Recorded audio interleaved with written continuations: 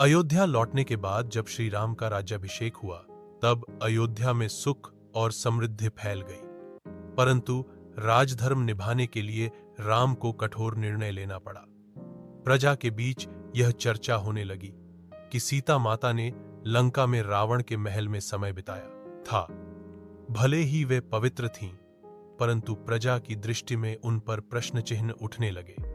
राम को धर्म और प्रजा की भावनाओं के लिए सीता माता को वनवास देना पड़ा। सीता माता उस समय गर्भवती थी। वे वाल्मीकि मुनि के आश्रम पहुंची। वहीं उनके गर्भ से जुड़वा पुत्रों लव और कुश का जन्म हुआ। मुनि वाल्मीकि ने उन्हें शिक्षा दी।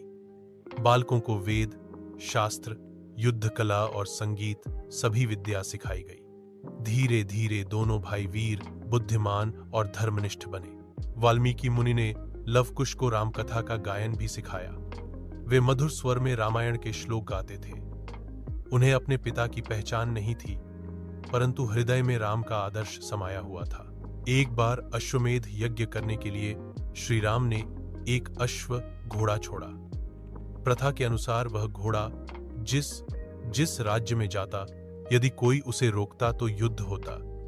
यदि कोई युद्ध नहीं करता तो माना जाता कि वह राजा राम की अधीनता स्वीकार करता है। घोड़ा चलते चलते वाल्मीकि मुनि के आश्रम पहुंचा। लवकुश ने उस घोड़े को रोका। वे नहीं चाहते थे कि कोई भी बिना अनुमति के उनके आश्रम में प्रवेश करे। जब राम की सेना ने घोड़े को वापस लेने की कोशिश की, तब दोनों बालकों ने अकेले ही सेना को पराजित कर दिया। लव और कुश की वीरता देखकर लक्ष्मण, शत्रुघ्न, भरत सभी उनके सामने युद्ध में टिक न सके। अंततः स्वयं श्री राम को युद्ध के लिए आना पड़ा। युद्ध भूमि में जब राम और लवकुश आमने सामने आए तो पिता पुत्र का अद्भुत दृश्य बना। लवकुश को तब तक पता नहीं था कि वे श्री राम के पुत्र हैं। वाल्मीकि मुनि और सीता माता ने आकर सारा सत्य प्रकट किया। दोनों बालक पिता के चरणों में झुक पड़े। श्री राम भी अपने पुत्रों को गले लगाकर भाव विभोर हो गए। सीता माता ने तब धरती माता से प्रार्थना की, यदि मैं पवित्र और सती हूं तो धरती मुझे अपने आंचल में समा ले। यह कहते ही धरती फट गई और सीता माता उसमें समा गई। लवकुश ने अपनी मां को खो दिया, पर श्री राम के साथ वे अयोध्या लौट आए। अयोध्या में लवकुश का राजकुमारों की तरह पालन पोषण हुआ।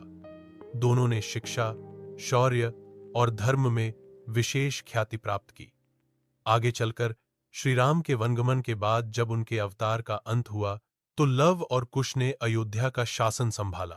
लव ने लवपुरी नगर की स्थापना की, जिसे आज लाहौर कहा जाता है।